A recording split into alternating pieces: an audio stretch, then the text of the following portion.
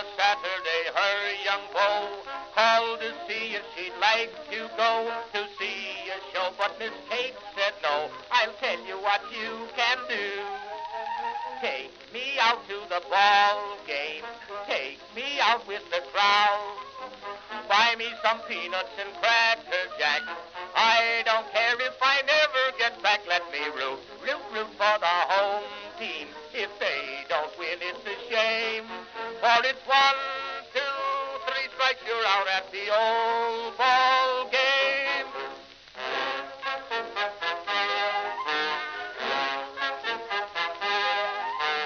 Katie Casey saw all the games, knew the players by their first names, told the umpire he was wrong all along, good and strong. When the score was just 2-2, Katie Casey knew what to do. Just to cheer up the boys she knew, she made the gang sing this song. Take me out to the ball game, take me out with the crowd. Buy me some peanuts and cracker jack. I don't care if I never get back. Let me root. What happened? Why am I all orange? I was doing fine. Now I'm orange? For it's 1, Oh, 2, 3 jeez. strikes, you're out at the old Oh, jeez. I might have to set up a light. Folks, I'll be right with you.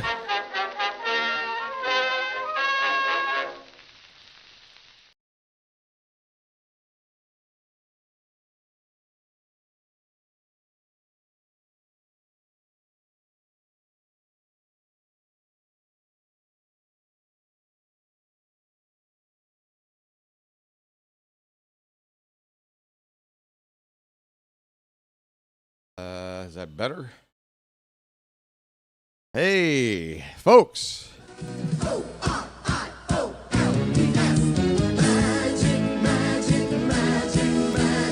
Orioles magic,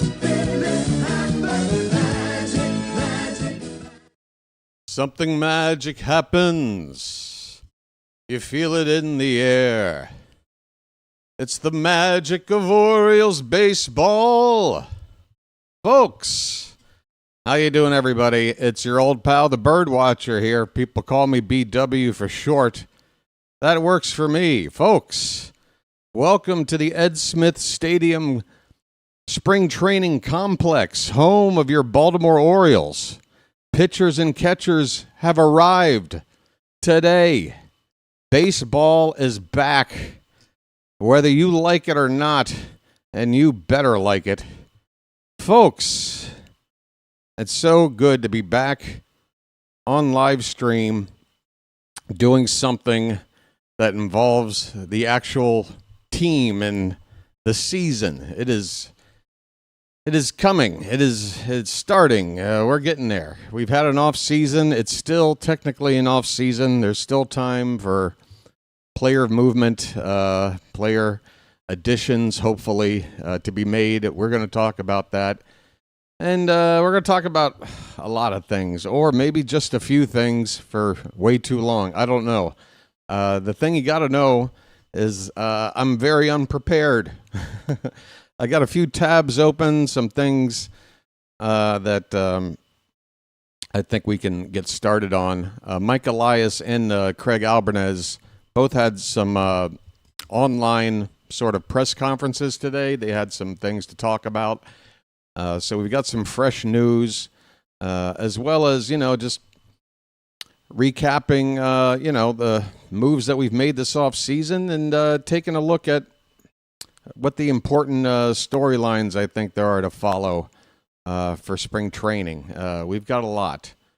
I don't even know where to begin, but let me begin by saying hello. And first of all, folks, Chilo says, for me, your mic is fine. Quail Man says, my mic is cutting out. Uh-oh. John says, mic is fine. Gee, I'd hate for the mic to be bad. That's always a worry. But let me say hello to those that are here right now. Thanks for showing up here for the soft opening for the new season. Again, it's going to be a chill sort of, I don't know what we're going to get My face is back to being red again, by the way. I don't know what's going on. So this is basically, shaking off the rust. Okay, folks? I'm shaking off the rust. Trying to remember how all this stuff works. So forgive me if you're new to my channel. If this is the first time you're seeing any of my content, please don't let this be a good example of what's to come. When we're doing play-by-play, when the games are on, that's my wheelhouse. I know what I'm good at, and it's that. This talking head stuff, especially when it's just me doing a monologue talking about the Orioles for an hour or whatever. I don't know how good I am at that, but I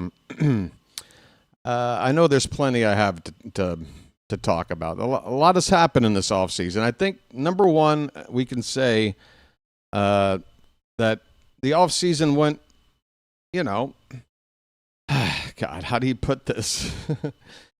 Had we signed Framber Valdez or Ranger Suarez, I think it would be safe to say that this offseason has been a rousing success. Because, we would have addressed all of our most important needs. We needed to go get a closer. We got that. We needed to add another starter, not just a front-end guy. We got Shane Baz in a trade. We got that. I knew one of the first needs we needed in terms of position players was a right-handed bat in the outfield that could play every day. And that was something I was really concerned about when we were going into the offseason, because I looked at the free agent list, and when it came to right-handed outfielder bats, the list wasn't very, it wasn't all that great. The outfielders that were, impact players seem to all be left-handed hitters. Your Kyle Tuckers, your Cody Bellingers. So we were able to get that right-handed bat via trade, Grayson Rodriguez for Taylor Ward. And I remember when that trade went down, fans were wondering, what are we doing trading Grayson Rodriguez for Ward? But I feel like everybody's attitude shifted to a more positive one when not long after that, we made what is by far the biggest splash signing of the season, of the offseason, bringing in Pete Alonso for 5 years, one of the best home run hitters in the game, another big right-handed power bat, middle of the lineup, RBI guy, should really help this team out. But I want to say one thing about the 2026 season and what our expectations should be and how good can we be, especially considering, the frontline starter, what we really, really wanted, whether it was Framber Valdez or another pitcher like a Freddie Peralta through trade. We just wanted to get that guy. I was happy to get a Ranger Suarez and to see the Red Sox sign him a year after an offseason where we could have traded for Garrett Crochet. But the Red Sox did it. I feel like they beat us to the punch now for 2 straight off seasons when it comes to adding pitching. So I'm not too happy about that. But I also would want to point out that the Yankees, they seem to be basically running it back from last season. I don't see much of an upgrade for that team. And to me, they're a team that has enough talent to be a playoff caliber team, but I also feel like they're a team, if they're the same version as last year, there's question marks there with that team. Aaron Boone as a manager, the team's defense,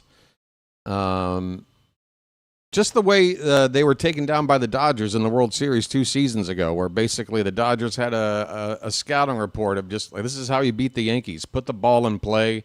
They're going to make mistakes. They do. They also have a lot of older players that, if they're not hitting the ball out of the park, tend to clog up the bases, I think the Yankees are a very beatable team. They're going to get Garrett Cole back. How effective is he going to be? That remains to be seen. But I see Boston. They did lose Alex Bregman, but they also made a lot of pretty good additions. Maybe not a player as impactful on offense as Bregman, but they brought in Contreras. right-handed hitter at Fenway should certainly help out with the offense. They got Sonny Gray in their rotation now. They got who else? They brought in. By the way, I was told it's not Ranger Suarez. It's Ronger,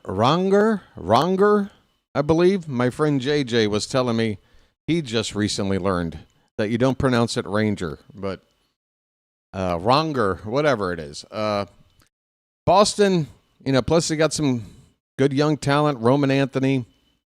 I'm worried about them. And of course, the Blue Jays, coming off a pennant, and they lost Bo Bichette, but I still think they're the team to beat in this division. And I know that it's possible for the Orioles to be a fourth-place team in the American League East and still get into the playoffs because you have your 3 wild card seeds. It is theoretically possible for the Orioles to only be the 4th best team in our division and still get in.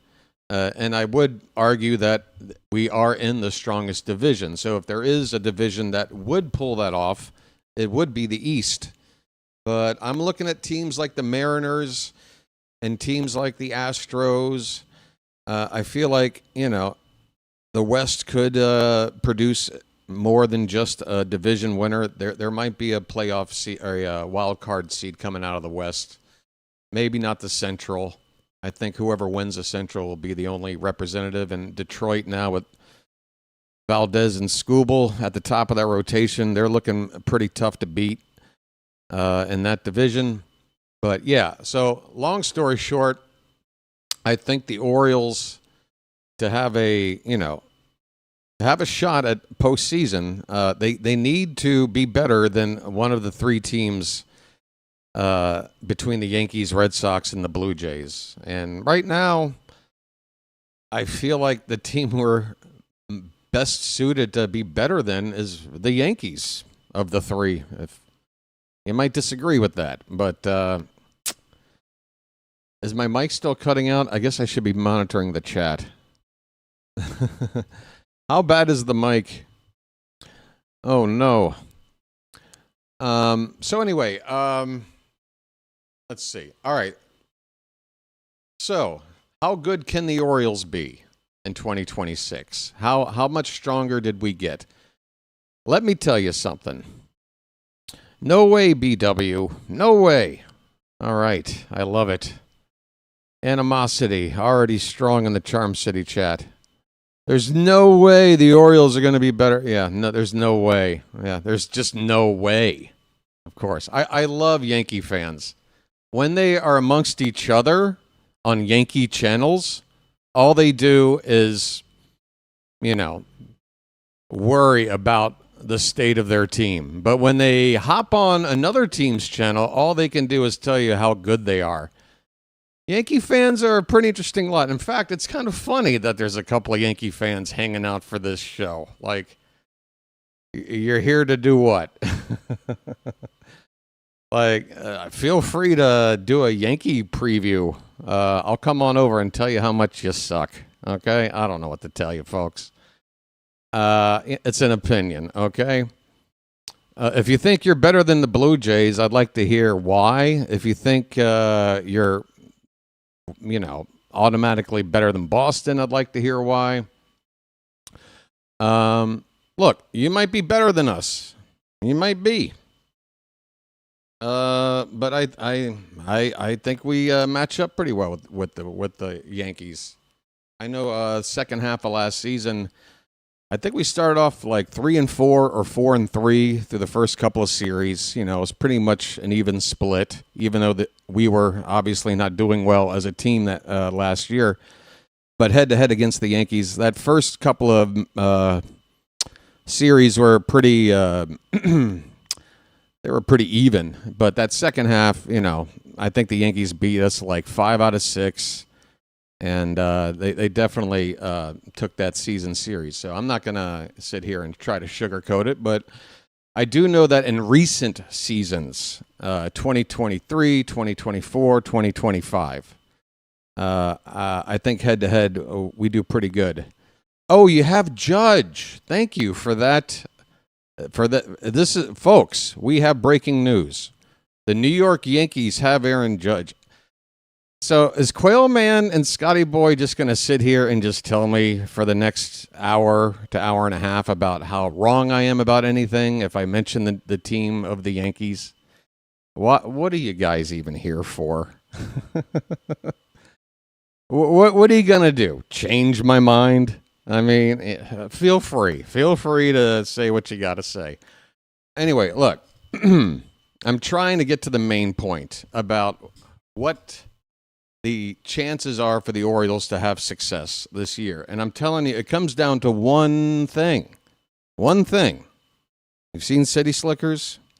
One thing.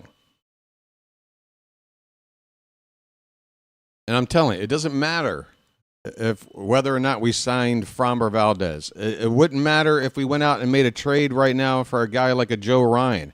It wouldn't matter if we brought in another bullpen arm or two to make the bullpen stronger. Nothing is going to matter on this team in terms of success unless this new coaching staff succeeds. It's going to come down to Albernaz and this coaching staff. I honestly believe that because I think the talent is there. And the players that have been around since the team that won 101 games, a lot of them need to, bounce back. Adley Rutschman needs to bounce back. Gunnar Henderson needs to bounce back. Westberg needs to stay healthy this season. A lot of things need to happen, but I don't see how we have a chance unless Albernaz, changes the culture of this team, the attitude of this team, and these coaches, obviously, I always want to say Adam Lind. Is it Dustin Lind, a new hitting coach? He's got a huge task on his hands because the offense last year was miserable. It really was across the board.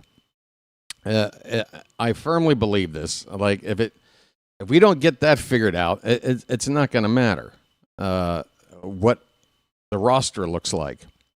So we need to cross our fingers that we hire the right manager. Everything that I've seen from Albernaz in terms of talking about baseball, talking about this team and the way he wants to handle things, I think he's doing a pretty good job at walking that line that a new manager has to, where, he kind of has to,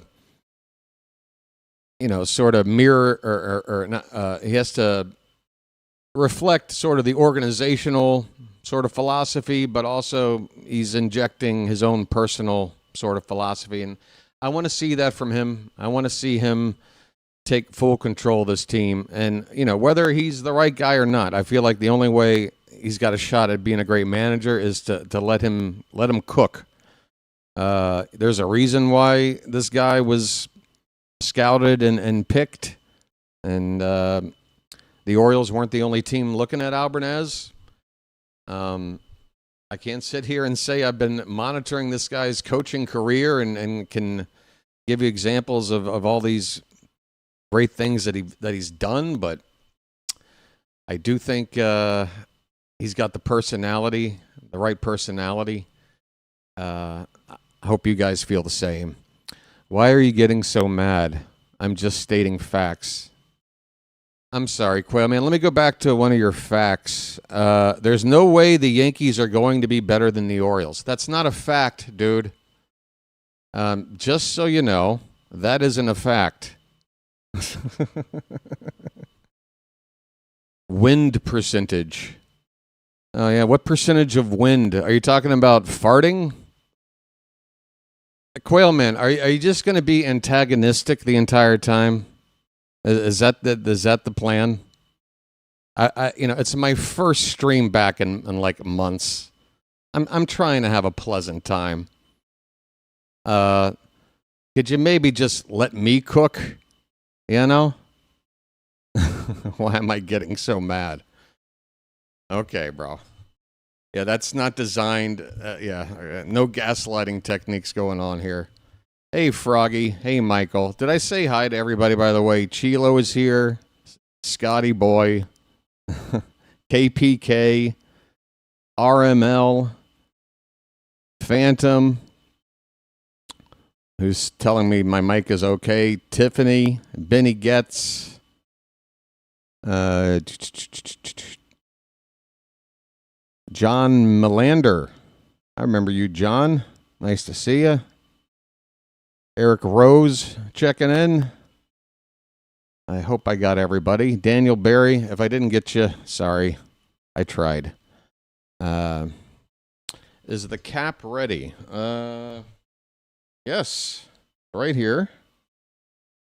It's been through a lot in the off season. I've been doing some traveling, and this has been through some bad weather, a lot of rain. So this hat is not keeping its shape, but it's getting a little floppy. But yeah, the hat is here, and it's saved up a lot of Orioles magic here in the off season. It is ready to go for what's the first regular season game? March 27th, something like that.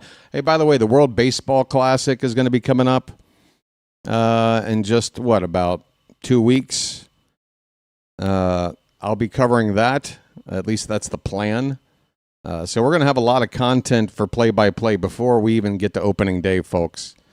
And that's good, because the more I'm able to stream, I feel like the channel is going to be set up for better success come opening day. Just want that algorithm to be nice to us bird watchers out there.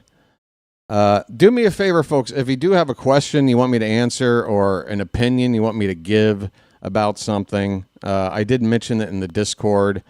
I'd ask that you just repeat it or something, but just tag my name in there and stick it in there. It'll help me sort of provide a little direction to this, because again, this whole speaking in this monologue fashion without having a conversation or bouncing ideas off of somebody else, just talking, this really isn't my forte.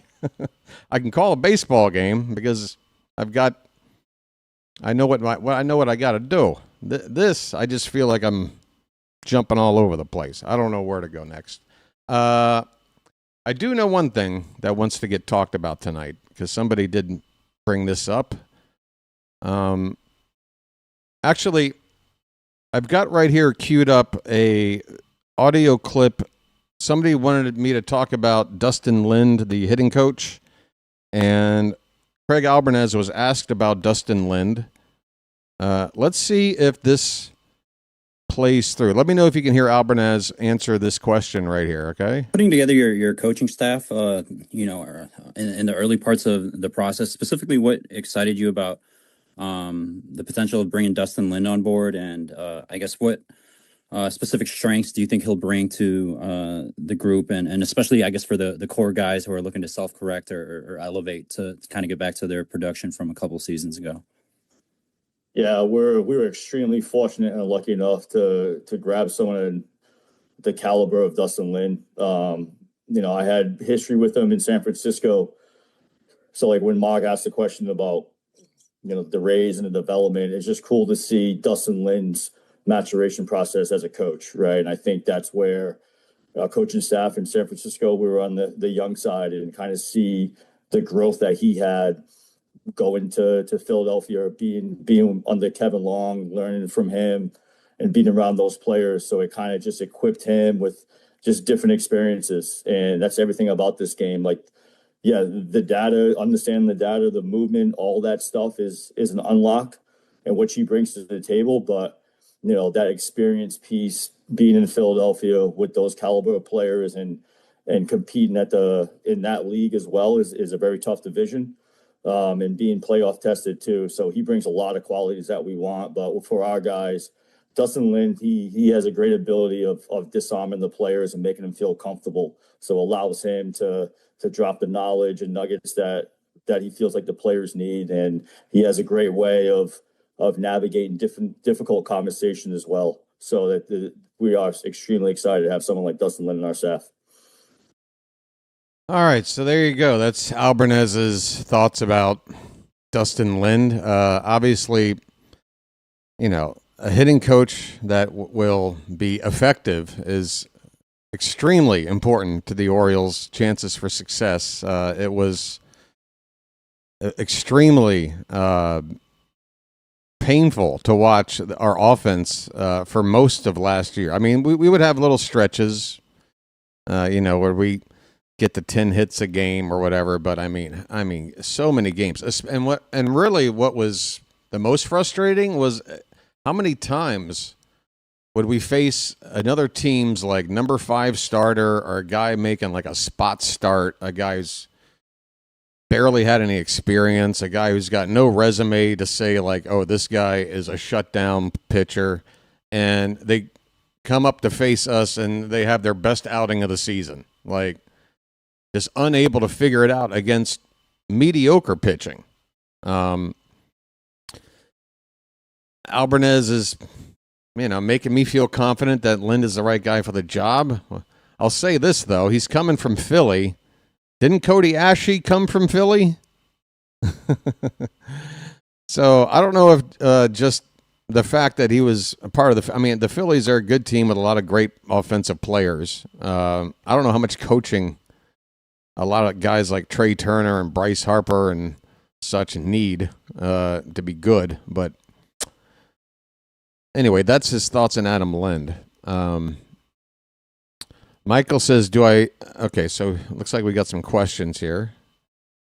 Oh, wait.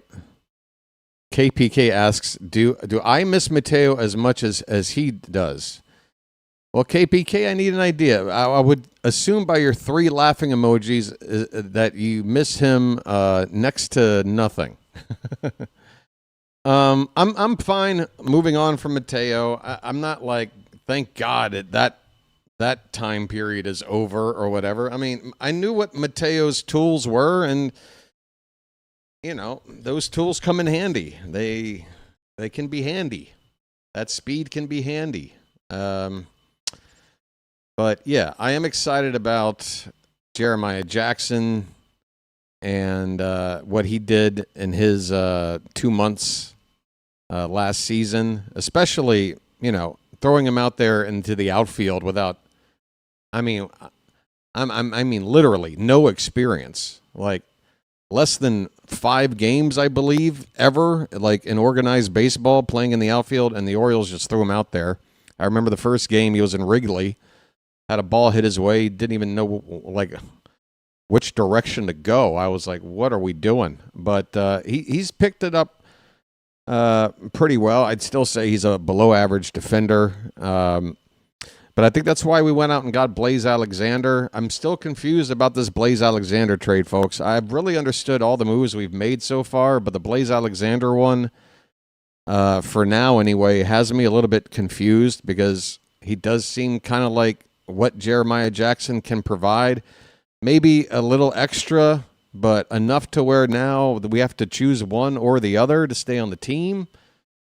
Or it's just, again, it's now a matter of who's going to get dropped in order to accommodate Blaze. Because, I mean, you make a trade like this for a guy like that. You gave away a bullpen arm that we would have been using more than likely, along with some prospects, for a guy that's got to believe like 5 years of team control. This seems like a guy that, is a lock for your roster. He doesn't have any options left. He's going to be on the team, and he's going to play a significant role, I would assume. So is Jeremiah going to have to go back to AAA? Is Jeremiah perhaps somebody that's now a trade chip along with a guy like a Mayo or a Mountcastle? I don't know. But between first base, now that we know Alonso's going to play there every day, and we've got Mayo and Mountcastle here, and now we've got Blaze along with Jeremiah, it feels like something's got to happen here. I felt like that Blaze trade was the beginning of some sort of series of moves that would wind up creating a trade to get that frontline starter that we were hoping for. But it's been, 4 or 5 days now since that trade. There hasn't been any additional moves to make that theory seem plausible. It's getting less and less plausible as time goes on here, so I'm a little worried about that. But I do like Blaze Alexander just in a vacuum as a player. I do think he has a lot of good tools and just a fun, exciting player to watch. And you can't beat a name like Blaze. You can have a lot of fun with that. Let's see. Do I see any more surprise moves before the season? I think the surprise move would be a trade to get a better starter than any free agent starter left available. Zach Gallen is, considered to be the best free agent pitcher available. I'm really not that high on signing him because I feel like he's sort of between being the frontline starter we need and, just more of a mid-rotation guy. And it's like, if we sign a guy like him to a multi-year deal, is that going to then, lower our chances or our budget to go after the frontline starter next season or, trade deadline this season? I don't know. I feel like if we went out and got like a 1-year deal for a guy like a Chris Bassett, you use him for a year, you fill out the rotation. I still think we need some depth with this rotation, even if it's not a frontline starter, just somebody that is consistent, gives you 30 starts. Chris Bassett can do that for you. He's been a regular in that Blue Jay rotation that just, went and got themselves a pennant, so veteran guy that I still think, can give you a solid 1-year season. He's out there. I think we should sign him if we can't make a trade. But yeah, surprise moves. I don't think there's really anything else that can be a surprise in terms of the free agent market. All the big names are off the board. We definitely, I think we need to add a bullpen arm, a lefty priority for high leverage situations, because looking at the roster right now, Keegan Aiken, at least in terms of experience, would probably have to be considered your highest leverage lefty. And we saw what Aiken did in those situations last season after the trade deadline. Aiken was asked to take on a heavier, responsibility pitching in save situations and, eighth and ninth inning situations. And he was not effective in that role. He was not. I think we know where he is effective, and I think we need to put him back in that role. Which leaves, Andrew Kittredge as a right-handed high-leverage guy. I think that's your eighth inning right-hander. But who's the left-hander? We need somebody. Dietrich Enns might make this team as a lefty, but I don't think he's the answer at the back end. And then, we've got some guys that we can talk about. I mean, the bullpen right now, outside of, I'd say, 4 names, which leaves 4 spots, even 5 if you want to, argue about it, that are up for grabs here. And between the pitchers we have on the 40-man roster and looking at the list of the spring training non-roster invitees. In fact, let me bring this up here. I'm going to pull this up on the screen. First of all, let's just bounce over here. Here's one of the first images, folks, from spring training posted on the Orioles Twitter feed a couple hours ago. I think that's Tyler Wells. Correct me if I'm wrong. But that's one of the first images coming out of 2026 spring training right there. We got pitchers pitching. And also, by the way, if you didn't know, the Orioles just opened up a $34 million players training complex there in the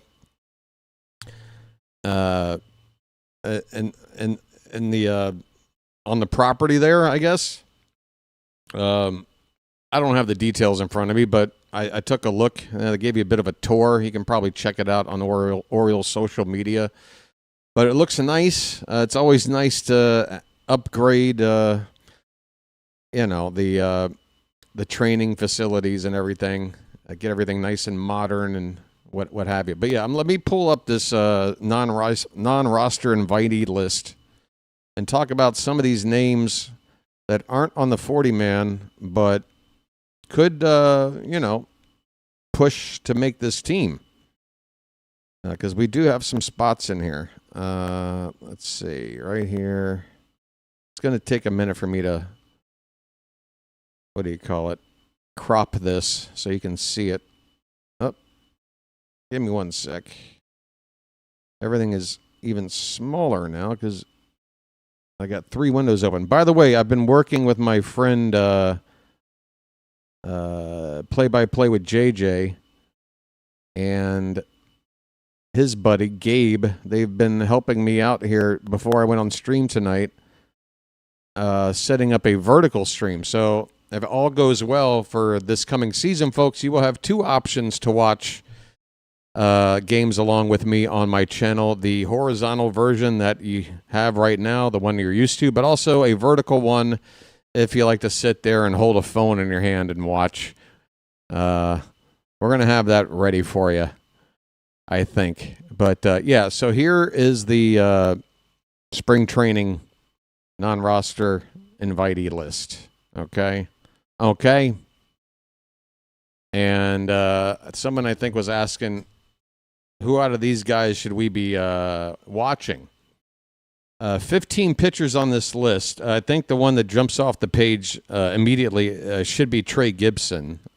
Gibson is one of our higher-rated prospects. In fact, I should probably just pull up our Orioles prospect list so I can reference who's where on this list. Stand by. Again, I don't have all this stuff prepared. I've got a lot of tabs open, but not enough apparently. All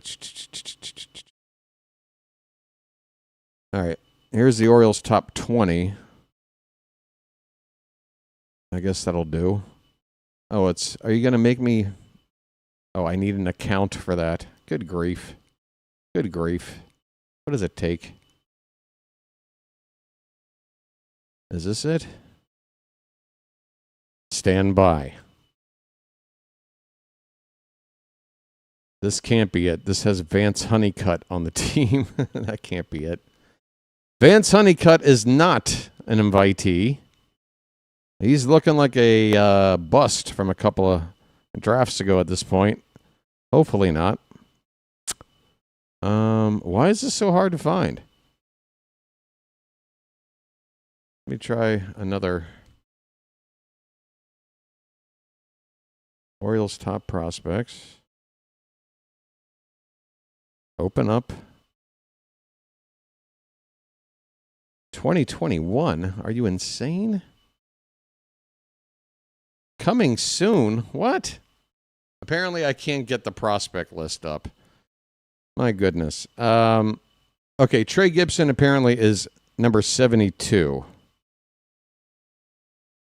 in Baseball America's top 100. Not the Orioles number 72, but Baseball America's number 72. He's our highest rated pitcher on our prospect list. And he put up some pretty good numbers in AAA. He won like the Jim Palmer Award or whatever you call it for best minor league pitcher in the organization last season. Let me see if I can pull up his stuff. Well, I'm typing in Trey and it's giving me Ray. Stop auto-correcting. Here we go. So Trey's a right-hander, 6'5", 240. That's around my size.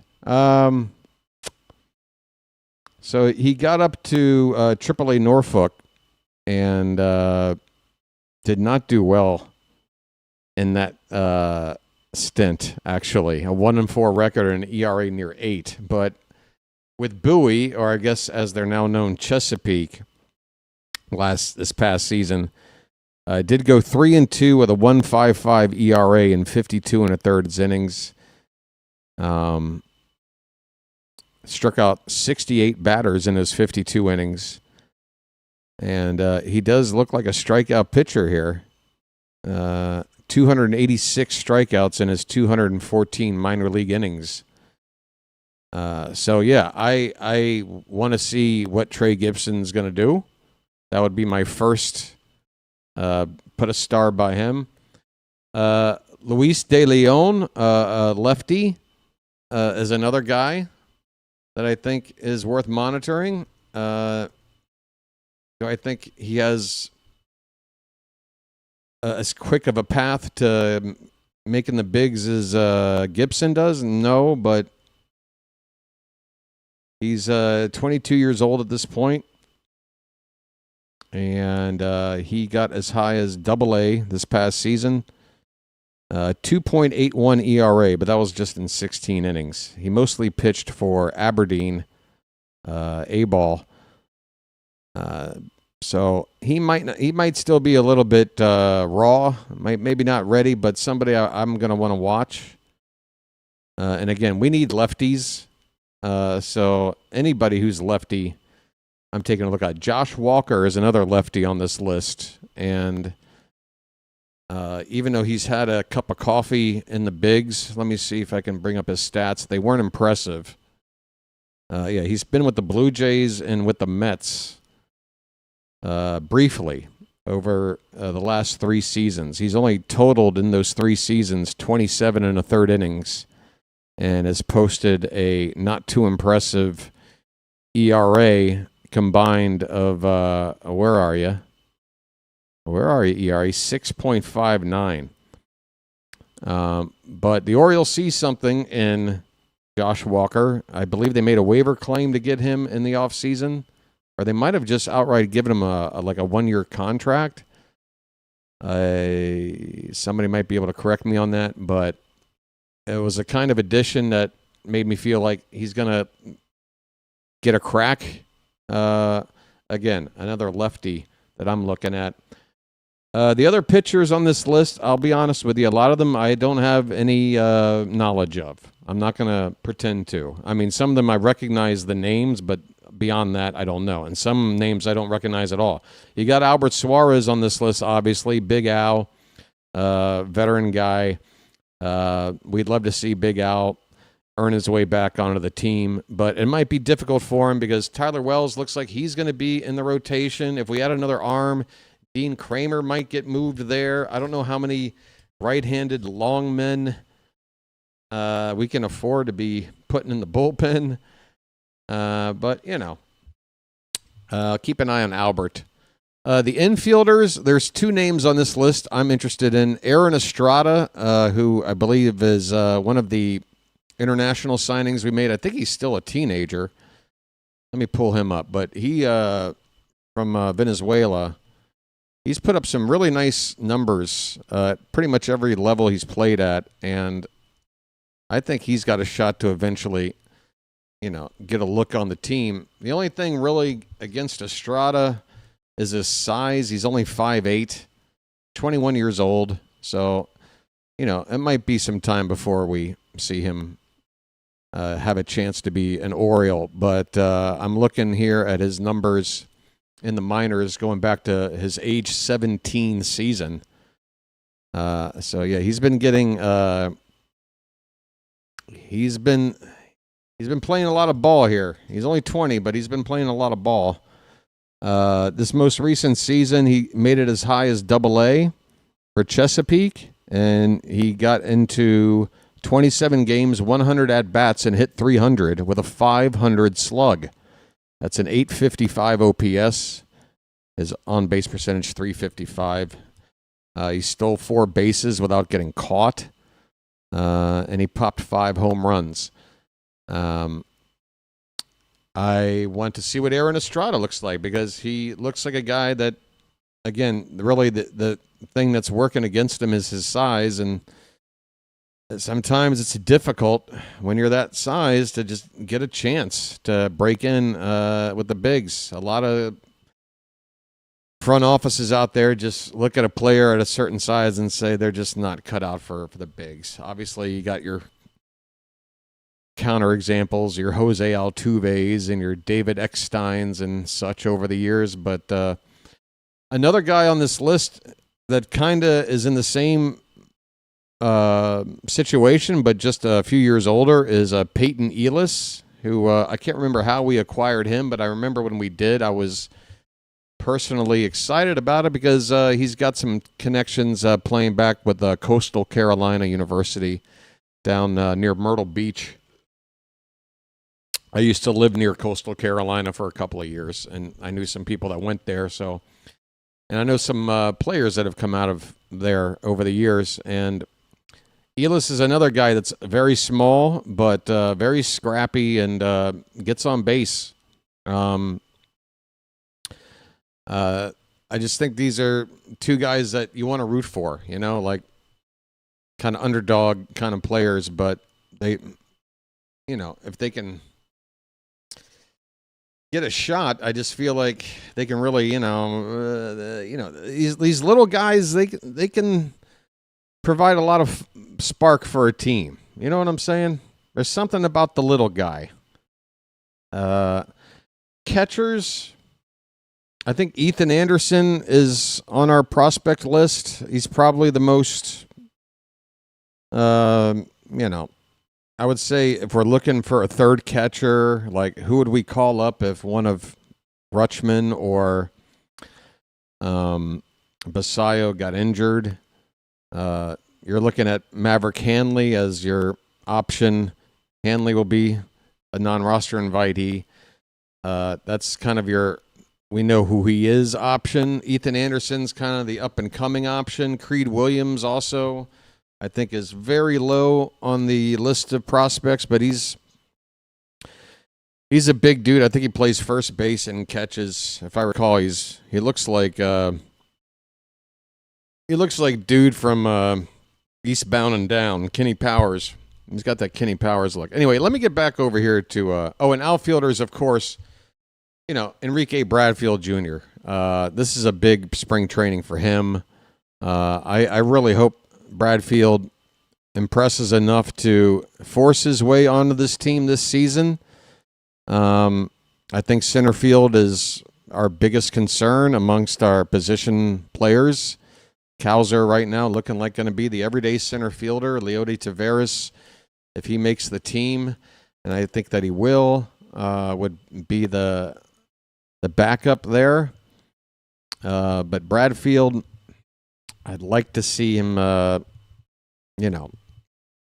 like to see him give the Orioles a decision to make there. And then John Kinsey Noel. Okay, this is a guy that I'm interested in if the Orioles do manage to trade a guy like Mountcastle and or Kobe Mayo away. Because if Noel has a nice looking spring, and we know the power that he has. I mean, if you just dedicate a DH role again for him, which right now it looks like Mountcastle would take that role with splitting time in a platoon with Basayo as a DH. If it was a Noel Basayo DH platoon and Mountcastle got dealt, I think I'd be excited about that, as long as Noel doesn't look like he's gonna completely bust. If he's hitting long balls and hitting above like 225, I might want to take a chance on this guy. But anyway, those are my picks from the non-roster invitees. There's also the 40-man roster to look at. I'll bring it up here in a minute because we've got some bubble players there that I can tell you whether or not I think are going to make the team. All right, I'm trying to figure out where I left off here. Has Quail Man? By the way, is Quail Man the guy we think he is? Because he kind of presented himself that way, didn't he? Who are some of the players we should keep an eye on spring training? Chawa, hopefully, I gave you from that list of non-roster invitees several names to choose from there, a good 10 names or so. But let me bring up the 40-man roster here, particularly the bullpen arms, because the position players are pretty much set. On the 40-man right now, you got Taylor Ward, he's on the team. Reed Trimble, he's not making the team. Leody Taveras, even though we signed him and it seems like he's got a spot ready, because why else would you pay $2 million early in the offseason to bring him in if not to be a backup outfielder? But it is only a $2 million deal. If there was some reason with some additional player movement where it makes sense to just dump that salary, we might do that, but I think he's going to make the team. Tyler O'Neill's going to make the team. How healthy is he going to be remains to be seen. Heston Kjerstad, okay. You want another guy to monitor in the spring? Heston Kjerstad, for crying out loud. I don't know how he's going to help the team, though, even if he looks good. Because DH is the only role I'm willing to give this kid. I'm calling him a kid. This is going to be his age 26, 27 season. He is no longer a young player. But I do want to see if he's able to work his way back to being a player to, try to play in the bigs. I just don't know if he's got a spot for us because DH is really the only spot, and I kind of want to keep that left-handed DH bat open for Basayo because otherwise he's only going to be a backup catcher. I want Sammy to get more at-bats than just as a backup catcher like a James McCann. What are we talking, like 160 at-bats or something? I want twice as many at least. Colton Cowser, he'll be here. Dylan Beavers is potentially a bubble player, I guess. I think he's going to make the team. But if he doesn't look good in the spring, and we want to keep, Jeremiah and Blaze and Tavares, and if we make another move or something, there might be a reason to send Beavers down. I hope he does make the team, though. I do like the way his plate approach. And I think if we've got a better hitting coach than we had before, it's only going to help him do even better. In the infield, everybody is going to be on this opening day roster except possibly Mayo or Jeremiah. You got Blaze, you got Alonso, you got Gunnar, you got Holiday, you got Mountcastle, you got Westberg. And Basayo and Rutschman, the only two catchers on the 40-man. So that's it for position players. Again, the only ones I think you don't have to consider making the team are Reed Trimble, probably Heston Kjerstad, Dylan Beavers, Jeremiah, and Kobe Mayo are kind of bubble guys based on if we make any more moves. Among the pitchers, Keegan Aiken, I think, is a lock. Felix Bautista, obviously, out for most, if not all, the season. Shane Baz, a lock. Bradish, a lock.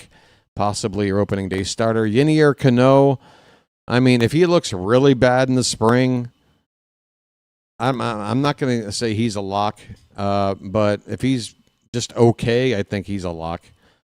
Eflin, I don't know if he's going to be healthy and ready for opening day, but it shouldn't be long after, if not opening day. And, of course, he'll be on the team when he's ready. Dietrich Enns is a bubble guy. He was good in his role last season, but these bullpen arms, folks, they're volatile. Season to season, you never know what you're going to get. And I just think it's wide open for guys like Dietrich Enns, Jose Espada, Rico Garcia, Yeremil Geraldo, Colin Selby, Grant Wolfram, all these guys, saw action on the team last season with various amounts of success. But I think they're all going to get their fair crack at a role here. Again, I only see, Tyler Wells, Ryan Helsley, Andrew Kittredge, Keegan Aiken. To me, those are the only four that are locks. So there are 4 spots, in my view, open here.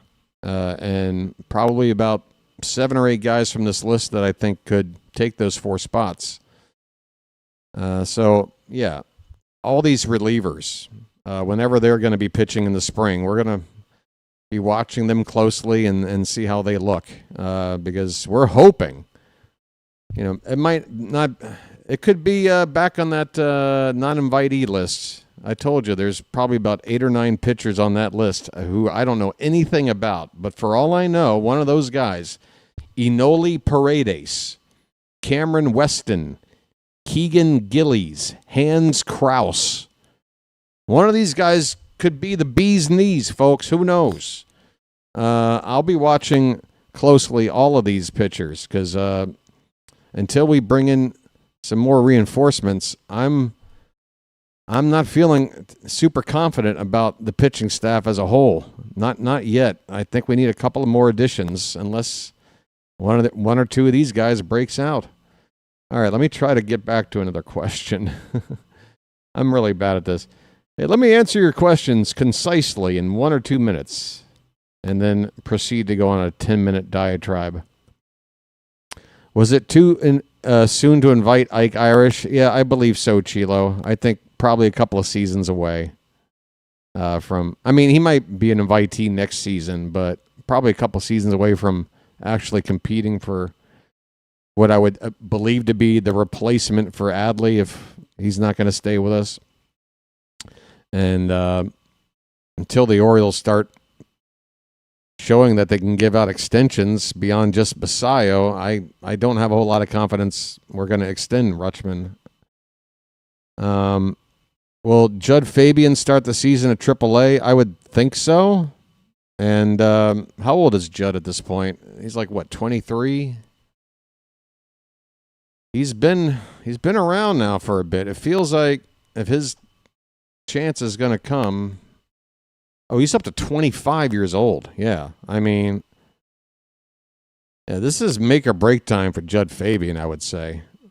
Yeah, so if you're rooting for Judd Fabian, then you're going to want to see him have a good spring. Otherwise, he's starting to look like a quad A type of player here. Yeah, he's in his age 25 season coming up here. So,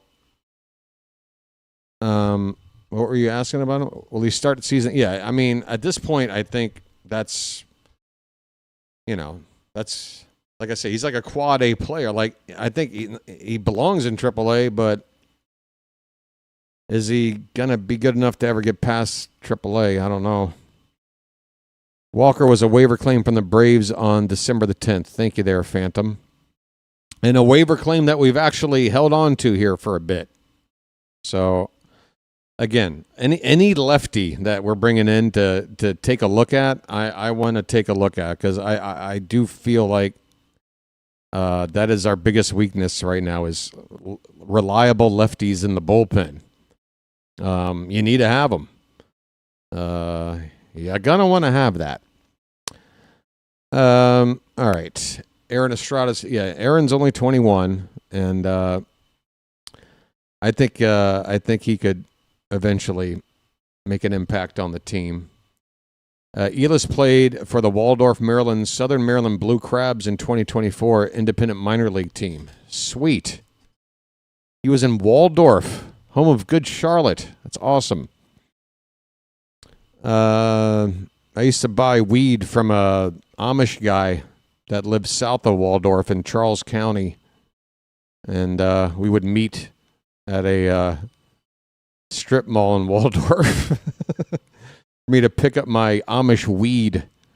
Don't worry, folks. Statute of limitations. This is a long time ago. It's okay. Are there any more questions in here? Fabian's hitting below 200 at AAA so far in his career. Yeah, so it looks like he's kind of stalling out then, right? Like, I feel like the peak of his prospect tag was probably 2 years ago now, right? So, yeah, he's kind of just looking like a guy to fill out a AAA roster at this point. But it's either stay at AAA and try to, improve to get a shot at the bigs or hang it up, right? Like, I don't think at this stage he's going to want to get demoted.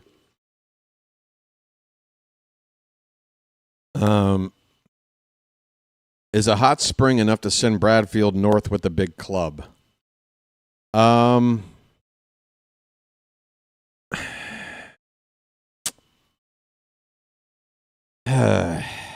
The thing is, if he were a right-handed hitter, I think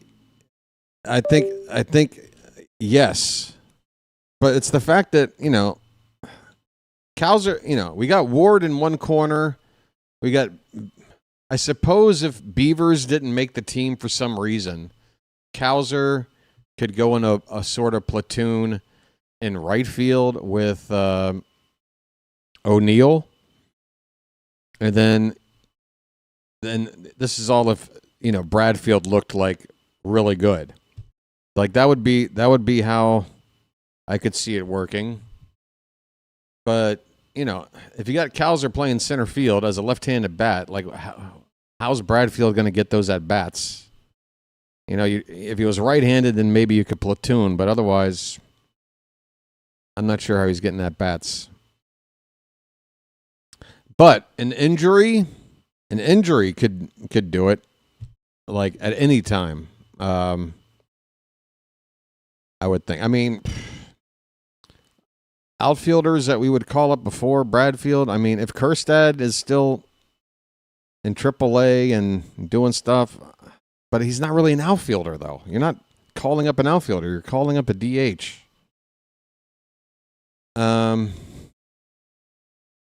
Without a move, BW, what is your starting rotation 1 through 5? I think you go with Bradish on opening day. I think Rogers is your 2. I think Boz is your 3, and Eflin, when healthy, is your 4, and Kramer is your 5. If Eflin's not going to be healthy to start the season, you could stick Povich in as your 5, I suppose. I think Tyler Wells should just stick to, if we're going to mostly use him out of the bullpen, which I think we should, because, again, our bullpen needs good arms, and he has a good arm. He's got experience pitching out of the pen. I have no problem using him there. But yeah, the rotation as is right now, it's just not thick enough because, anybody goes down, you're calling up Povich. And, after that, Brandon Young. Chase McDermott, I'm not sure what his future is in terms of starting or relieving. It seems like he's trending towards becoming a reliever. And that's probably another name I should have mentioned as a guy to watch. What McDermott does this spring.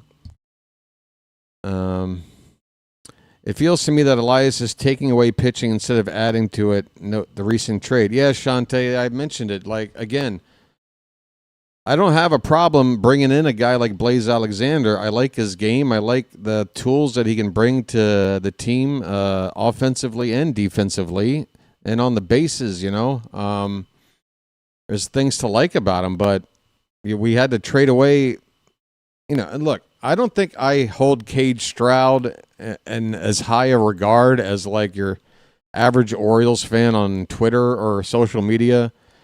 Because when that trade happened, suddenly everybody was just gushing over how good Cage Stroud was. And I don't really recall anybody that hyped for Cage Stroud. Now, look, you look at the ERA for the innings he logged with this. He was one of those bullpen arms, I guess, that came in when we had the fire sale at the trade deadline. I mean, we gave away what? Kittredge, we gave away Dominguez, we gave away Soto, we gave away Brian Baker. We gave away half the bullpen. And then we start taking a look at some of these other arms, Cage Stroud being one of them. And amongst these guys we brought in, guys we didn't have any, personal investment in or whatever. I don't think anybody's going to sit here and pretend like they were on the Cage Stroud bandwagon before he ever showed up. But the fact of the matter is, if you look back at the way we used Stroud down those final 2 months, the ERA was good, but he was not used in many high leverage situations.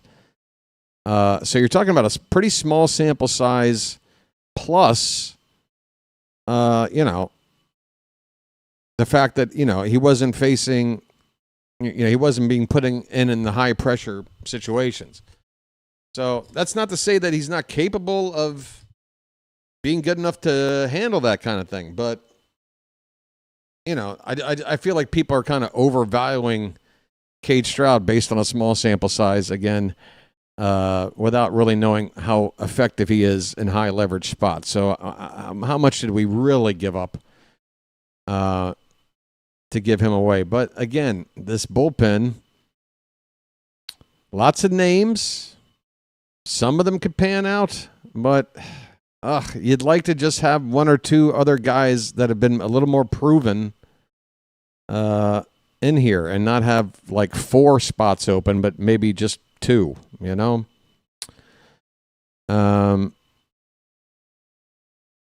Let's see. What your starting pitching? Yeah, Bradish for opening day for me. I know Rogers, you could make a case based on how he pitched last season. But I think now that it's looking more and more like we're not going to have a frontline starter that would automatically be the opening day guy, I think you want to kind of, plant the seed in the mind of Bradish that he can be the ace, and here's the opening day ball. Let's see what you got, Would Povich go to the bullpen? I don't know. Maybe the Orioles try to use him in some bullpen roles in this spring to see if they want to start going that way. But right now, again, I don't think we have enough starting pitching depth with experience. Again, Povich would be your number 6 guy. He'd be the first guy you'd call up if one of our guys went down. And we need it. We're going to need that. We're not going to have a healthy rotation making 5 guys making 32 starts. It never happens. So I would hope that they keep Povich as a starter, make him, start games in AAA, and work on things, because I'm not giving up on him to be a potentially effective major league starter. Maybe not something beyond a mid rotation to back rotation guy, but I think he's got the makeup to do it. I don't want to see him converted to a relief role quite yet myself. Bradfield had only 15 games at AAA and only hit 179. Yeah, not a lot of time to get your feet wet. And I'm not, believe me, if you're asking me what's the percentage chance Bradfield makes the opening day roster in 2026, I would say less than 10%, probably closer to less than 5%. It would be a long shot. It would be a very long shot. It would have to be a combination of him being extremely impressive, maybe another player going down, and whatnot. But I do think 2026 is the year that he does make his debut somewhere along the way. I think he's going to eventually get a crack. We'll see. My issue with Cade Stroud trade was that it was for a player that it didn't seem was a position of need. Well, I will say this. If the Orioles sort of just look at the Taveras signing as like a early offseason mistake that they can absorb, that $2 million, I mean, it seems like Blaze Alexander has the athleticism to be able to back up in center field and potentially platoon with Cowser there, along with covering all these other spots in the field that Jeremiah could not, and cover it better. Even the spots Jeremiah can cover, I think Blaze can cover better.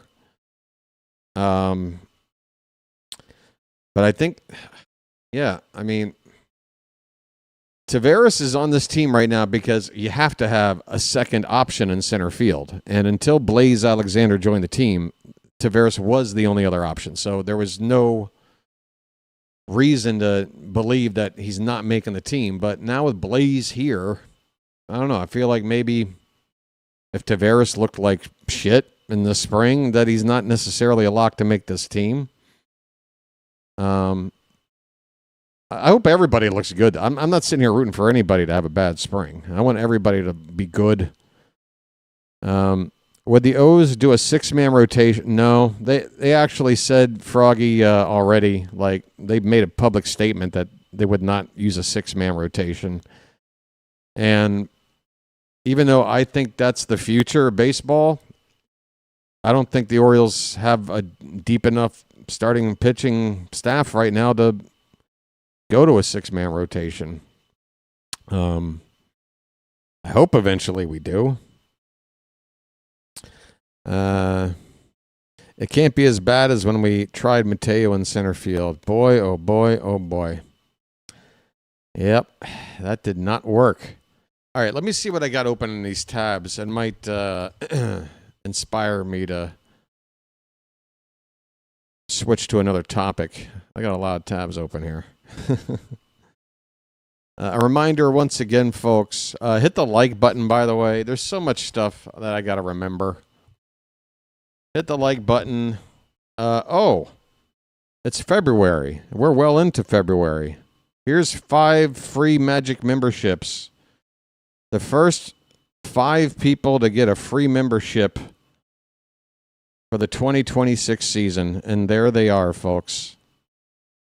We got Travis, who's right here. Travis, look at that, buddy. You leave a comment, and moments later, you're given a membership. I'm just so nice. Trisk Aid K13 or something like that. 724. You got one. RCBS Sports? I can't read. Eric Walls, that's a name I recognize. Maximus Minimus. Yeah, there you go. Some memberships. Oh, hey, here's some fun. It's not done yet, but we've got a couple of new buttons for the old soundboard this season. You know, we've got some new players. Maybe you'd like to hear a couple of examples. I'm going to have to plug this back in, I guess, for it to work. Or not. Are you going to turn on? Wow.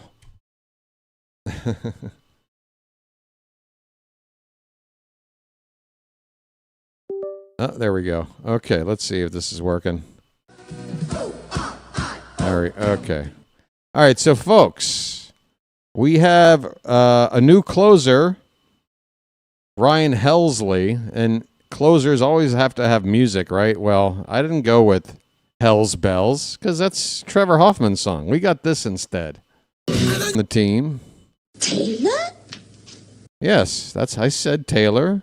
Taylor? Yes. And of course, folks, the big name, the big bopper to join the team. A polar bear stirs. Yes. A polar bear stirs. A polar bear stirs. A polar bear stirs. All right.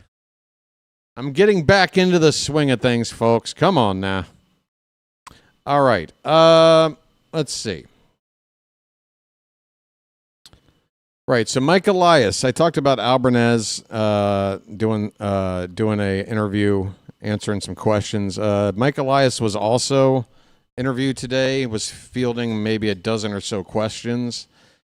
He did not reveal, like he does at the start of every spring, usually sitting in the dugout of the spring training complex, he'll have reporters sitting around him, and that's when he lets everybody know about all the various injuries the team is dealing with, whether they be, day-to-day things or long-term things that we had no knowledge of until he reveals it on that day. Well, he didn't do that today.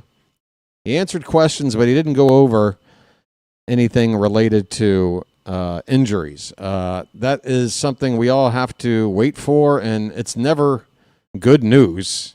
The only good news for that report is everybody's healthy, and that's never the case. So it's just a matter of what amount of bad news it is, and let's just cross our fingers that the news isn't bad.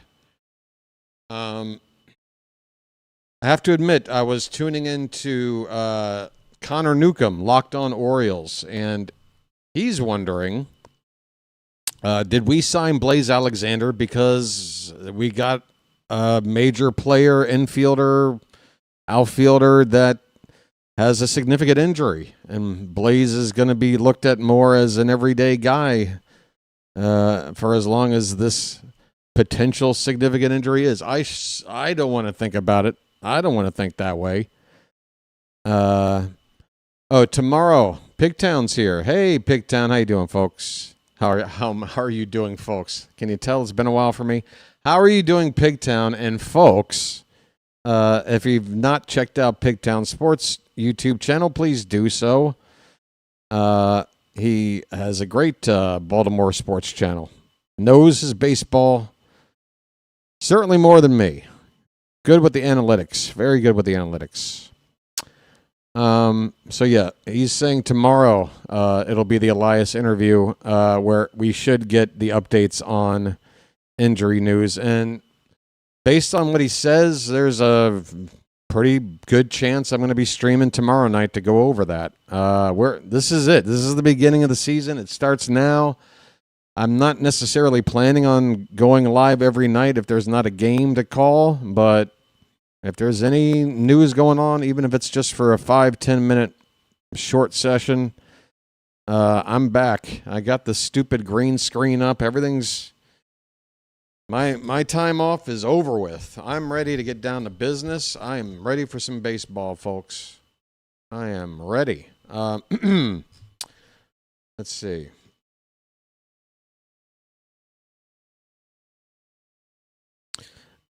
Picked up Stroud to help close and had to give up something solid for it. Yeah, I think Blaze Alexander is a nice player to have. But based on the fact that our bullpen kind of needs an upgrade and we're trading away an arm that we'd expect to make this team in order to add a player that, while he does offer some nice tools, again, unless it's some sort of unspoken injury replacement situation, where does this leave Jeremiah Jackson? They kind of cancel each other out, although I give the edge to Blaze. I think he can cover more positions, including center field, and that, I think, is what makes him much more valuable. But I also feel like Jeremiah can swing a pretty good bat, and he's a nice guy to come off the bench for you or a spot start for you. I don't really want to see him go back to AAA. At the same time, he's got options. Jeremiah does. He's an attractive player, I think, and, a guy that, if we are putting a trade package together, now that we have Blaze, maybe Jeremiah is part of a trade package to go somewhere else. I think him and Mayo and Mountcastle, those are the guys that are sort of the ones you'd think would make the most sense to trade right now, if we can. I had questions if Alexander was going to be DFA eventually with no options, but no guarantee we would get him. Yeah, I mean, he's got like 5 years of team control left, I believe, Pigtown. I don't think you make a trade for a guy like that with no options left, with that much team control left, unless you've carved out a significant role for him. And again, this trade makes sense to me if it created a domino effect where the next day we dealt Mayo or somebody and then packaged, maybe Jeremiah with something to bring in that frontline starter we all want. And then now Blaze is that lone utility guy. But right now it's still kind of a mess between Mayo and Mountcastle and then Jeremiah and Blaze. That's 4 guys. That's your whole bench, but you still have O'Neill / Beavers. You still have, I don't know. Do I need to type all these names out? Who's not making the cut right now? It seems like Mayo's not making the cut. If, the season were to start tomorrow, he would just go down to AAA. And maybe Jeremiah as well, because of the options. Is Gunnar already with the World Baseball Classic team? I hope so, Michael. I hope the experience really helps Gunnar out and gets him in that competitive spirit. I mean, we really need to see this team come out of the gates looking like they got a fire under their ass. We really do. I'm not going to sit here and panic if Albernaz gets this team off to a bit of a sputtering start. A lot of first-time managers that have gone on to be great managers, even Hall of Fame managers, have had to go through the trials and tribulations of starting out their major league coaching career and setting the tone of the clubhouse and getting that philosophy set and all that. Like, how quickly is Albernaz going to be able to do that, and how effectively is he going to be able to do that? Are the players going to buy in? I said this at the top of the stream. This is the most important thing about the potential success of the 2026 Orioles.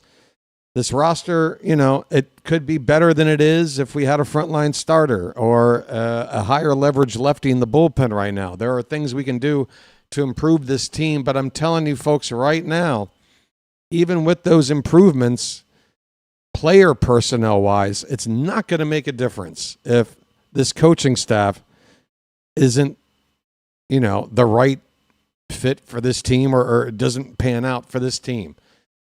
We had a lot of just lack of guidance and direction and focus and chemistry. So much stuff was missing last season. And, a lot of these players regressed across the board. I have to put a lot of that on the coaching. And I feel like that's why we very, what's the word I'm looking for? Justifiably went out and basically replaced everybody except Drew French and maybe one other guy. But yeah, it's going to come down to that. Hey, Dr. Delay's here, folks. Another YouTuber. Check out Dr. Delay's channel. He's a mod on here, so I think if you click on his name, it might give you the option to go to his channel and sub it up for Doc. He's a Pittsburgh guy. I think we'll be facing the Pirates as we typically do in spring training, probably about half a dozen times. We see a lot of the Pirates in Grapefruit League action.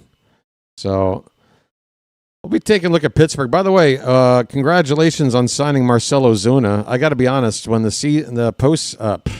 offseason started and, we didn't have Alonso yet, and I'm looking at, Mayo and Mountie, playing first base. I was thinking, man, we go out and get Ozuna as our primary DH. I think he's a guy that's in a position to have a nice bounce back year. You get him on a 1-year deal. This guy, when he's right, is like an 850 OPS guy. He's a RBI guy. He's a good hitter. Can't use him in the field, and I typically don't like to just reserve a spot for a primary DH, but I think a guy like Ozuna gives you enough production there to give him a role like that. So good luck with Ozuna, and of course with Ryan O'Hearn over there playing for the Pirates. Folks, can you believe it? Pittsburgh gave out a multi-year contract to a free agent. I don't know how long it's been since they've done that, but it's been a long time, and it's for our boy Ryan O'Hearn. So good luck to O'Hearn out there. 2 years at playing out in Pittsburgh. All right, folks. How long have I been on? Has this already been coming up on about an hour and a half? Should I wrap it up? Let me check my tabs. I know there's stuff I haven't talked about. There's so much stuff. But we're just getting started. We still got 9 days to the first spring training game. I can very easily do another sort of podcast type thing before that. But I just wanted to get the ball rolling today because, it's pitchers and catchers reporting. The Super Bowl's done with. I would have been on stream last night, but I didn't realize I had a prior obligation during those hours. So tonight was the night to get on here and just get the ball rolling get myself reacclimated with the whole talking baseball on a microphone thing. So again, apologies for, not having much direction to this tonight, but if you guys have any other questions or opinions you want, throw them out there. Otherwise, I'm going to skedaddle. Yeah. Yeah, I put out a short. I don't know anything about this YouTube stuff. By the way, I am working on a vertical version of the stream, so I've already got a lot of the work done figuring it out tonight before I went on, and a couple of guys that are helping me out with it. We're going to finish it up in a couple of nights, I think. So I'm looking forward to that. Otherwise, yeah, I guess that would be something else to address if you're still here. How many people are even here? How sad is it? Okay, 17. Again, I expected a low turnout. This is going to be a gradual build to opening day, folks. But yeah, in terms of like what's going to be new on the channel for the third season here, I think the only thing that I'm extremely like focused on like adding to this is the vertical stream, the vertical option. A lot of channels have brought that in over the past year or so, and all I've seen is it being beneficial to those channels.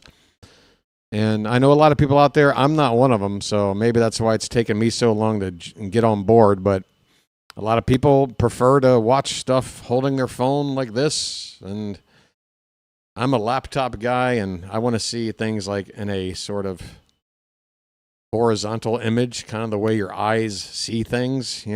This is how we see things. But anyway, well, I do a pregame before the game versus the Yankees. Yeah, Michael, absolutely. Probably not more than maybe a 15-minute thing, but yeah, I think it's a 1 o'clock first pitch. Probably go on like 12:45, maybe a little earlier. It's for the TikTok brains, yeah. But see, that's the thing. I mean, if you're like a scrollaholic with a short attention span, I don't know if my content is meant for that sort of person. I'm part of the old fart club where we just sit back and listen to ball games and shoot the breeze. Anyway, yeah, so pregame, yeah, there'll be some kind of pregame. Remember, there's a Birdwatcher out there who identified themselves as a wayward Yankee fan who is ready to leave the Yankees and to be adopted by the Charm City chat and join the Birdwatcher community. And I told this guy, you can be a part of the family, okay? But you're gonna have to be, you're gonna have to go through the ceremony. You'll have to pledge your allegiance, and if he is willing to do that, that'll happen on that first game against the Yankees for spring training. So that might be a pregame ceremony of some sort, as silly as it is. But yeah, I think I'm going to wrap her up for the night. Let me check just one more swing and roundabout of Oriole news just to make sure nothing's happened. I did see Tomoyuki Sagano got signed on a 1-year deal by the Rockies. I mean, Sagano, if you thought pitching in Baltimore was tough, dude, Sagano giving up home run balls in Coors Field, man, he's going to give up 40 home runs. He's going to make 32 starts and give up 40 home runs. I'm telling you right now, it's happening. Yep, I don't see any breaking Orioles news here. Just making sure, and we're all caught up. So yeah, good luck to Sagano, but I would not have fun if I were you pitching in Colorado. I'm sure you talked about this, but do you have any projections on where the Orioles will finish? I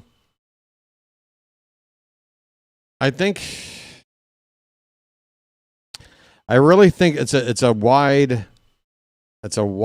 I really think we could finish first or last. I honestly think we could finish first or last or any place in between. I know that sounds like, well, what kind of insight is that, BW? Like, anybody could say that. Like, how is that showing your knowledge? But I honestly believe this. Now, if we're talking about percentages, I think it's a small percentage chance we finish first. I think it's a small percentage chance we finish last. But I do feel like they're both possible. If Albernaz is a great manager, I think the team has the talent. The chemistry this team had not that long ago when we won 101 games. If we can just tap back into that again, and if you look at that roster we had in 2023 and compare it to this year's roster, I don't know how you can sit there and tell me that this team isn't better than that team. It really comes down to the guidance and the direction of the manager and just managing this team right. I truly believe that. So I'm just hoping Albernaz is the answer. I really do. If he's not, it could be a really long season. If he is, then I think we're a 90-plus win team. But I also feel like the Red Sox could hit 90 wins. I feel like the Yankees could get to 90 wins, and I feel like the Blue Jays could get to 90 wins. But can all four do it? Probably not, simply because of all the head-to-head games. I think we're a team that can make the playoffs.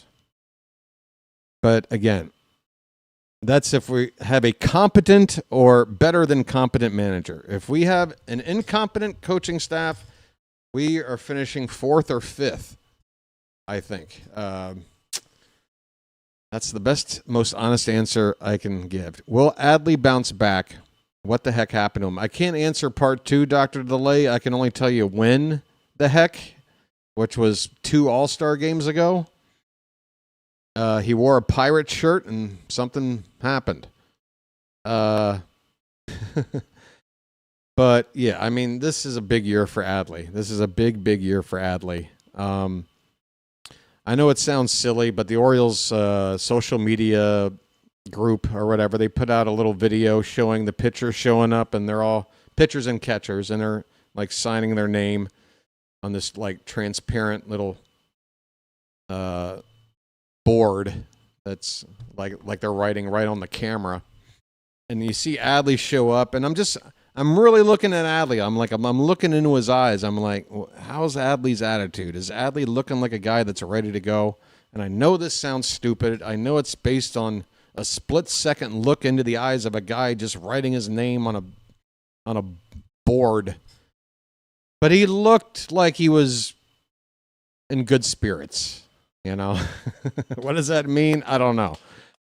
But right now, I just want to see good vibes. I want to see good vibes with this team. I want everybody to feel like we've got a real shot. Because I'm telling you, I'm telling you, folks, it's half the battle. It's half the battle. You gotta have a team that feels like they can win, that's having fun out there, that wants to show up, that's buying into the philosophies. You know, that you can see that they're working on shit. I mean, is Jackson Holliday going to figure out how to run the bases this season? I sure as hell hope so. There's things we got to work on. But look, I feel like if I talk any longer, I'm just going to make this unbearable for anybody that might watch it later. So I'll tell you what, we'll pick things up here before the first game on the 20th. I'll do another stream. Maybe I'll test out the vertical secondary stream option. That way I can kill 2 birds. Test that while doing another one of these. And hopefully when I come back on, it'll be not too bad of news concerning injuries. I could be on tomorrow night if there's a big breaking story, whether it's injury stuff or a signing. That could that could make a stream happen. Otherwise, yeah, I'd say give me a few days and I'll be back on between now and the first spring training game on the 20th. Okay, folks? It's so good to see you guys again. And I'm going to throw out 5 more just because I can. 5 more gifted memberships. Folks, tell your friends. Tell your friends. Like Hawkins 9983 or Posture Face or Post Surface, excuse me. Chris Tiger Harris, Jacob Frederick, and Dr. Delay. Doc, would you look at that? Would you look at that, Doc? Am I not a giver? Am I not a giver, man? All right. That's going to... Oh, I just got a loud beep. That's going to do it for me, folks. Why am I getting messages? I got to go. You keep your notifications on for me or whatever, okay? I'm going to be back on soon. So happy to be back. 2026 Orioles. Folks, don't get all negative about this team before we even get to opening day, for crying out loud, all right? You know how I am about my team. I don't give up until the math says it's time to give up. And no math has ever told me it's time to give up until at least mid-August. So strap in. It's baseball. It's a long season.